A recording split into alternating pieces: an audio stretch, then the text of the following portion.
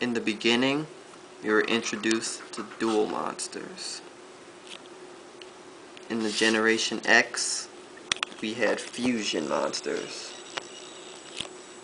In the world of 5Ds, we gained synchro monsters. And then we evolved the synchro monsters.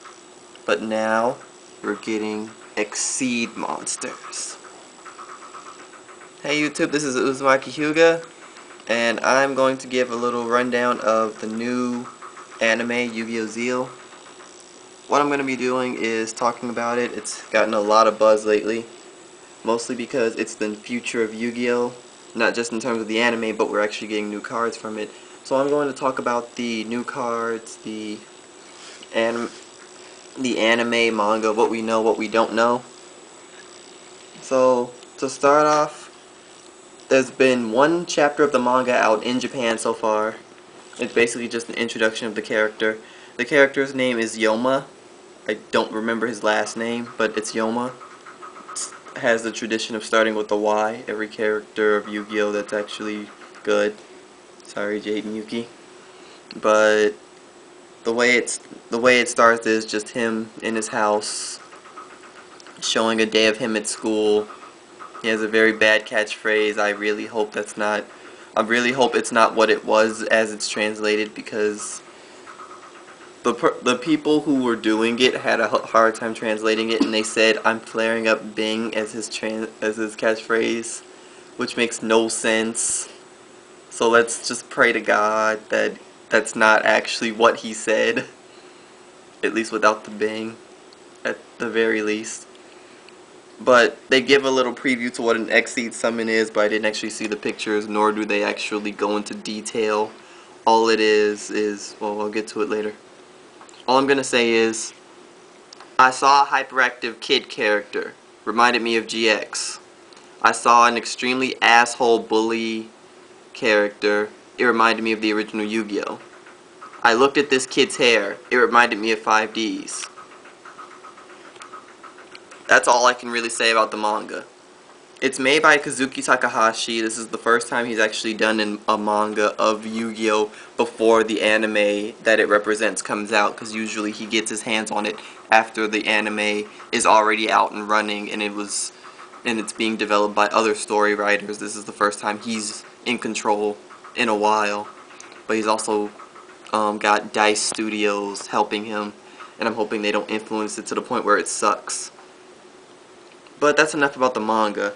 As far as the anime goes, from what we've seen in previews, the main character Yoma is going to get a spirit named Astral, who is said to come from space.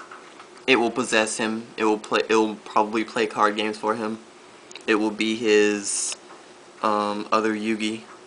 It'll be his other Yoma. And there was also a Full Metal Alchemist-like gate.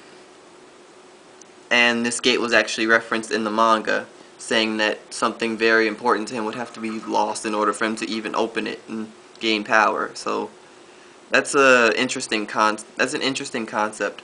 The main theme of the anime seems to be about love, and for what it says right now is love for his family, because he keeps a pendant of his mother and father who are dead, I think. Either dead or they disappeared. And that's his most prized possession in the world.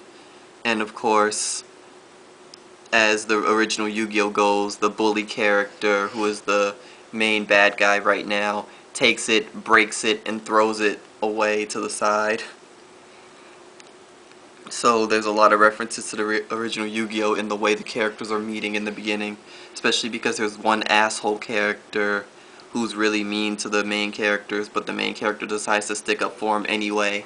So it's like, okay, these two are going to be friends, there's going to be a Yugi and Joy relationship, but he acts so much like Jayden that you really don't feel the sympathy that you had for Yugi. But that's enough about them. Now we'll talk about the new monsters. The new monsters are called Exceed monsters. The way they work is you take two monsters that have equal level. These are both level 8. I'm guessing that it won't be this much. you put them on top of each other. You put the Xseed monster on top of those, and there's your monster. Nothing goes to the graveyard. This is literally the way it goes. Two monsters of the same level stack on top of each other, and then you put the new monster on top of those. And now you've just summoned a new monster. While this is a pretty interesting concept from listening to it, my prediction is that the Xseed monsters are going to be in the deck, which means you have to draw them while having monsters of the same, while meeting the conditions of summoning them. So basically it's going to be like fusion, except not sending anything to the graveyard. Or I guess you could say it's more like Ritual without the magic card. And Ritual never caught on except in very few situations where it was actually really good. There are only 2 Ritual monsters that have seen regular play in terms of Yu-Gi-Oh tournaments ever. So I don't see Xseed summoning as actually impacting the game much, except to the fact that people probably won't be buying cards very often now, just because this is what Yu-Gi-Oh is going to be focused on. This is what all the packs are going to be made. Just like how after 5Ds came out, we saw synchros in every pack and tuners in every pack. They threw it at us so hard, so fast, so much that we really couldn't not do it. There's almost no one who has an entire deck that has no synchros in it whatsoever. There are very few exceptions to that. But with this new thing, it just, if I'm right and the Xseed monsters come from the deck, it's really not going to be all that good unless the Xseed monsters are just so incredibly, epically awesome, so, for lack of a better word, badass, that they're actually worth the trouble. Then this really isn't going to kick off at all. It's basically going to be fusion with GX all over again, where people just aren't going to be into it, they're not going to do it, and the really good players are going to find a way around it and still make their decks with the new cards. And then there's going to be like 1 or 2 that are good, just like in Fusion they made Chimera Tech Overdragon. They made a couple of good things that people wanted, but I'm saying this with as much of an open mind as possible, but Xseed Summon does not look good so far. If I find out that the Xseed monsters are actually a part of the extra deck, then my entire perspective will change and it will actually be easier and a good idea to have. But I have a feeling that if that's the case, there's going to be like more conditions, like a particular type of monster or particular monster types, particular attributes have to be used in order to do an Xseed Summon. Because just having 2 monsters on the field of the same level, that sounds too easy. People put lots of level 4s in their deck, so it just sounds like, oh wait, I have 2 level 4s on the field, I can make an Xseed monster. It's just too easy. Synchro summoning isn't even that easy. So, my final verdict, as far as the manga, it has a doubtful start, but I'm gonna keep looking. I can't judge it on 1 chapter. From the anime, I'm hopeful.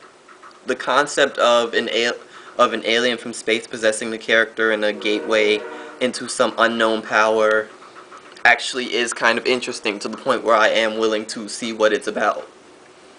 And then as far as the Xseed Summon, I am very extremely doubtful.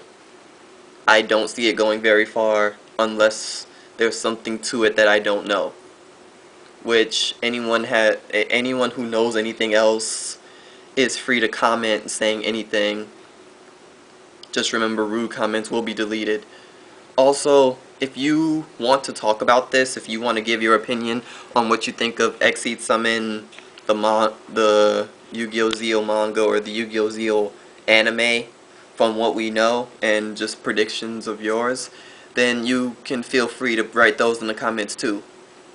So, thanks for listening, YouTube. Yu-Gi-Oh Zexal, check it out when it comes out. You can check out the manga if you can find it. But for now, this is Uzumaki Hyuga signing off.